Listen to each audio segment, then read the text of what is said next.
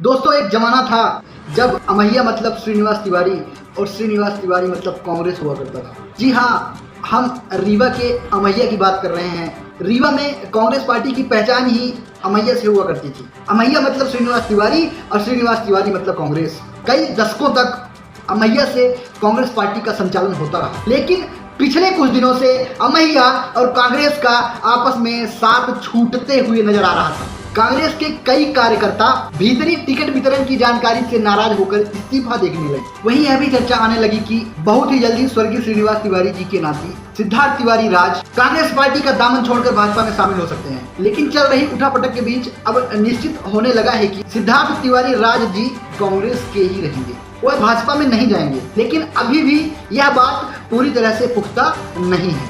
दोस्तों टिकट वितरण से पहले कांग्रेस में कुछ ठीक ठाक नहीं चल रहा है। दोस्तों सिद्धार्थ तिवारी की टिकट कटने की खबरों के बीच उठा तूफान शांत होने का नाम नहीं ले रहा है। हफ्ते भर से चल रही राजनीतिक उठापटक से कांग्रेस की सांसें फूल रही हैं। इसी बीच खबर आई कि टिकट कटने की आशंका के बीच कांग्रेस का यह युवा नेता दिल्ली में भाजपा नेताओं के संपर्क में है और किसी भी वक्त पार्टी को बड़ा झटका दे सकता है। दोस्तों बात इतनी आगे बढ़ गई कि हाईकमान को इसमें हस्तक्षेप करना पड़ा। अब बड़े नेता सिद्धार्थ तिवारी राज से बातचीत करके इस समस्या का समाधान निकालने की कोशिश कर रहे हैं। कांग्रेस को भी इस बात से एहसास है कि रीवा और उससे लगे हुए सीमा में श्रीनिवास तिवारी जी को चाहने वालों की संख्या बहुत है।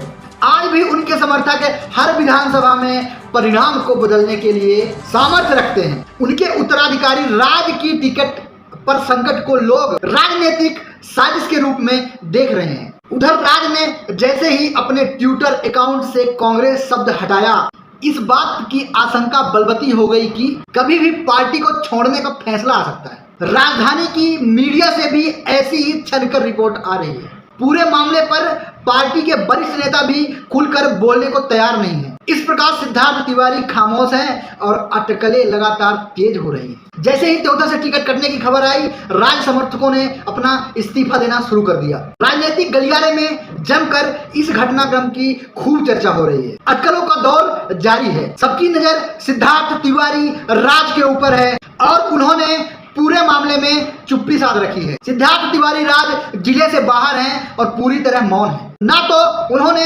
कांग्रेस के खिलाफ कुछ बोला और ना ही कहीं पर अपनी शिकायतें दर्ज कराई। उनका अगला कदम क्या होगा किसी को पता नहीं है, पर इस पर राजनीति के जानकार टकटकी लगाए हुए हैं। आगे का फैसला दोस्तों राज तिवारी सिद्धार्थ के ऊपर है। सभी राजनीतिक विश्लेषक उन पर नजरें गड़ाए हुए बैठे हुए हैं। अब देखना यह है कि उनका अगला फैसला क्या होता है। सुनने में आया है कि नवरात्रि के पहले दिन लिस्ट जारी होने है कांग्रेस की। अब उसमें देखना है कि उस लिस्ट में त्योथर विधानसभा से किसका नाम होता है। तब तक के लिए बहुत बहुत धन्यवाद। नमस्कार। वीडियो को लाइक करें, शेयर करें और सब्सक्राइब करें। धन्यवाद।